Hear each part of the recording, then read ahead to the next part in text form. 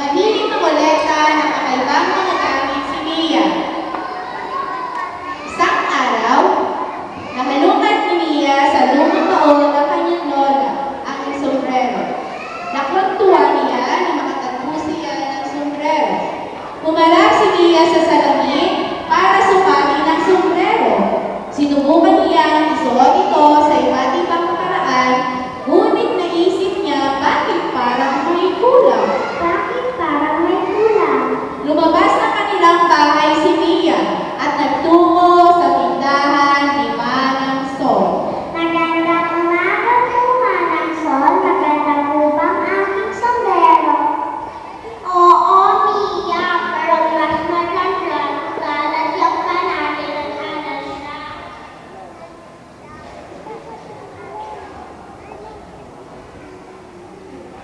Maraming salamat po, Manang Sol. Walang anuman, Mia.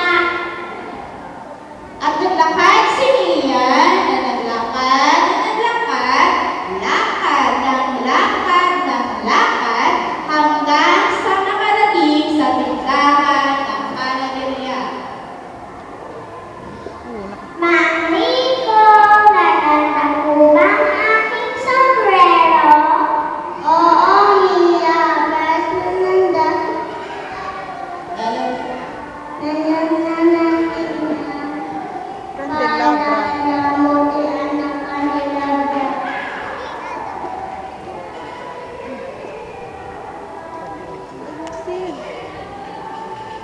Maraming salamat po, Mang Rico.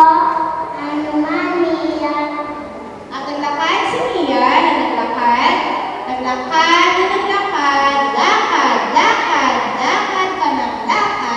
hanggang napadaan sa klinika ni Doktora Dulce.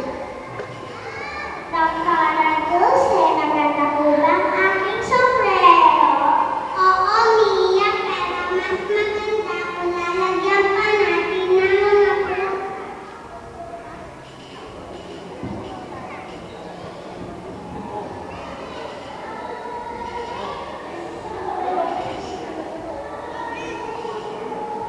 Maraming salamat po, Doktora Dulce.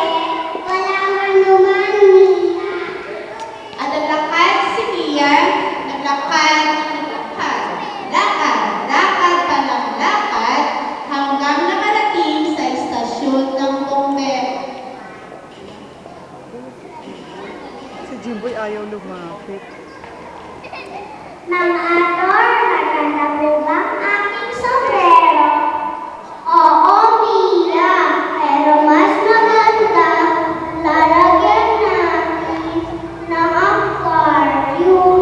Ng aquarium.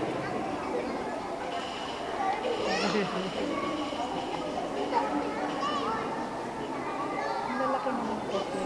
Bago nakatalikod. Ano naman po? Maraming salamat po, mga Ador. Nakaharap siya. Walang anuman, Mia.